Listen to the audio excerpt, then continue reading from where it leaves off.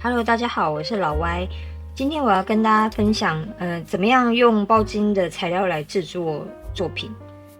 那我先大概講一下包金的這個材質，它是一個什麼東西。包金這個材質，它不是全部都是 K 金，它是部分的 K 金去包在金屬的外面。這個包金的材質裡面用的金屬是黃銅，然後它會在外面包覆一層 K 金。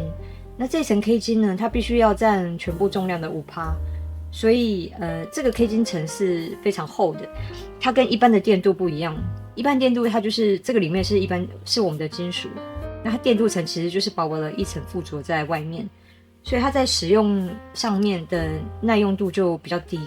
那這個包金的部分，它就很難會因為你的日常使用而磨損。那我覺得這個材質在使用度來說是跟 K 金沒有什麼兩樣的。包金材料呢，它其實有很多種。有像這樣線狀的，那也有片狀的，也有已經像這樣做好的鏈子，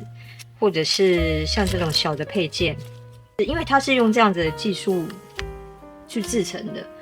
所以目前來說我們還沒有看到任何是可以用鑄造出來的包金材料。我們能用金工來製作的材料大概就是限制在這些種類裡面。我今天會跟大家分享我是怎麼樣在焊接以及在處理這個材料的一些方法。那我們就開始吧。好，我們剛剛講了它一些優點，那我接下來要講的是包金這個材料的一些限制。一個就是我剛剛有說它的製成方法是這樣子，高溫高壓去加壓，然後把這個 K 金包覆在黃銅的外層。那片狀是這樣，上下2層去夾住金屬。所以呢，我們如果在金工上面要來用這樣子的材料在制作的時候，就要注意到的地方就是，金屬切開來以後，它的斷面一定會看到中間的黃銅的芯。那你板材的話，就是會看到你的側面會有黃銅露出來。你可以看到我這個圓線的正中間有一個小小的顏色比較不一樣的一個小點，這個就是這個黃銅的芯。但是時間久了以後，你可能就會在你的作品上面看到有黃銅的地方就會露出來，這個在我們制作上面就要把它考慮進去。除了剛剛講的這個斷面的問題之外，它還有一個在加工的時候會遇到的問題，就是焊接完以後一定會有火垢會跑出來。我覺得我們等一下就可以解決，因為這個在之前我有一個防火垢的這個教學影片裡面就有提到。這個防火垢它可以適用於任何含有銅的這種材質，在焊接之前塗上它就可以防止火垢跑出來。再來就是如果說我想要把這樣子的包金線拿去碾壓，或者是做一些敲擊的質感，那就要很注意的是這個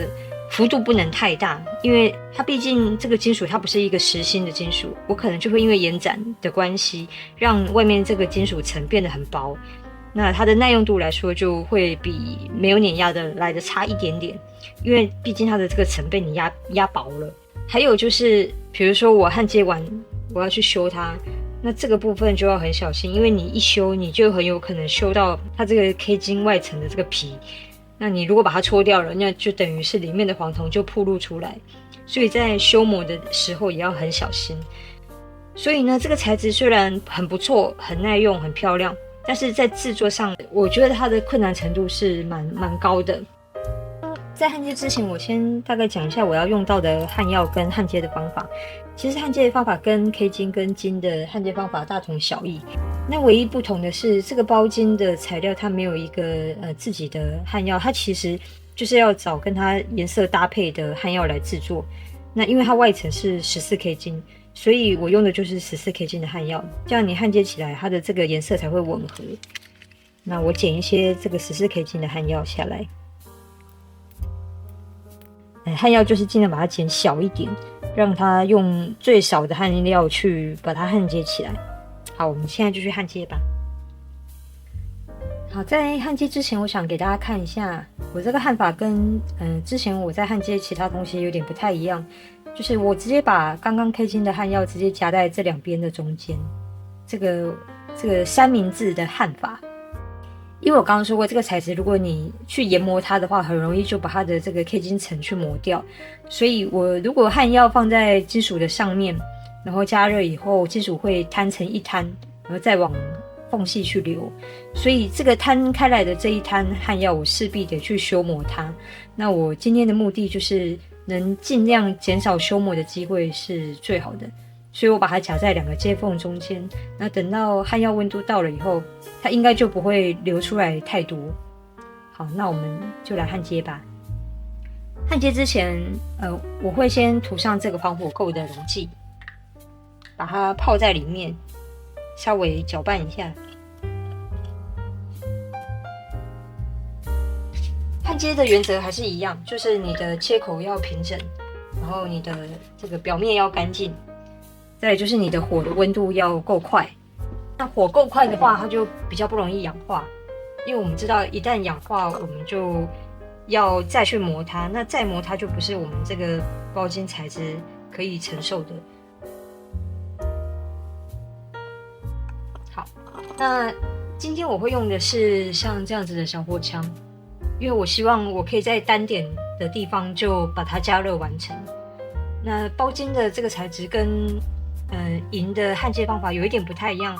就是通常銀我們加熱的時候會整圈先均勻的讓它溫度達到平均，以後我們再單點加熱這個焊藥。但是這個包巾材質我就是不希望它其他的地方氧化，所以我希望我直接加熱這個焊接的地方，讓它可以快速的達到焊接點。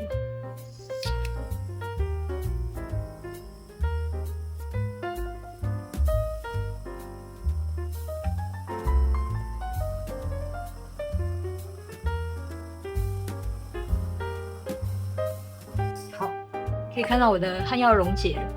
然後我們把它拿起來看一下。這個焊藥大部分都是停留在原地哈，比較沒有擴散開來，而且縫隙都有填滿。好，我們先自酸，等一下來看一下這個成果。好，接下來是這個麻花的戒指。那這個麻花戒指，我們在切割下來的時候，一定要記得我們要切的是這個斜面，你要把它切成斜的角度。它這樣拼起來才會是一個完整的、沒有斷點的一個形狀。好，我們等一下也把焊藥夾在這個接縫裡面，然後下去焊接。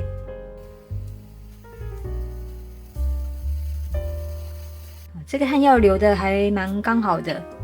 剛好都流進去。然後這邊可能有一點點多出來的，我再把它修掉就好。好，這是我們剛剛第一個焊的這個線圈的戒指。然後我這樣摸過來，我覺得它的焊藥還蠻平整的，然後也都有流滿，所以基本上我等一下要磨的地方可能只有一點點，那我可能稍微磨一點點，我就可以直接拋光了。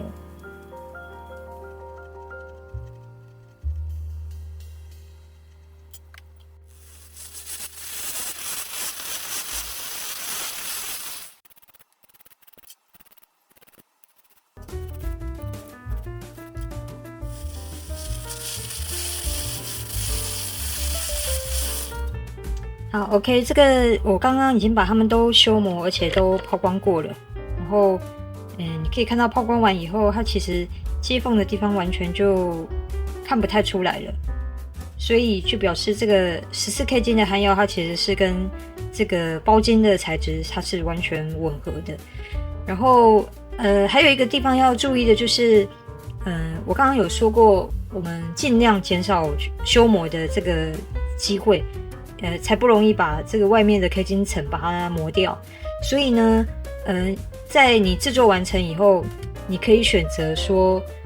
用非常細的銼刀，然後很輕的去搓修它，盡量不要搓到這個表層，搓到一點點沒有關係，因為它畢竟還是有一點厚度的。但是你如果搓掉太多的話，它就很容易之後那個黃銅就會露出來。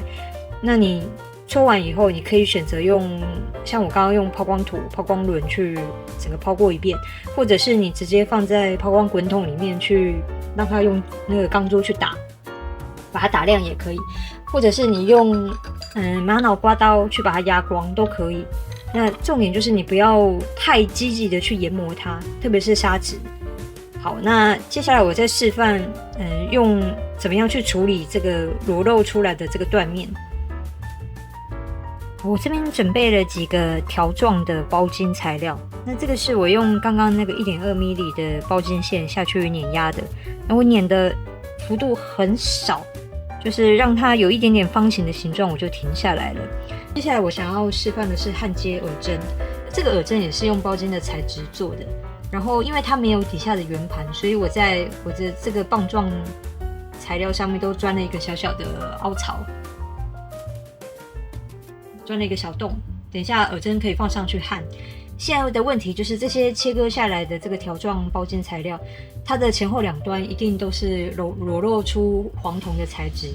那這個時候呢，我有一些方法提供給大家做參考啦。一個呢，就是我會把這個邊緣的這個地方，把它切割成，把它稍微戳出一個 V 型的凹槽。這個從側面看，我會把這個棒狀的這一端、這兩端這邊都切出一個 V 型的槽，然後放焊藥下去填補這個 V 型的槽。因為我知道這個黃銅可能在中間這個區域，所以我只要保留邊緣跟中間是 K 金的，就不會有暴露出來的問題。這個是我想的第一個方案啊。那第二個方案就是說，你焊接完以後，拋光完都處理好以後，你可以在前後兩端塗上像是樹脂或者是指甲油或者是保護蠟，任何你覺得可以防止金屬氧化跟變色的這種塗層都可以。那再來一個比較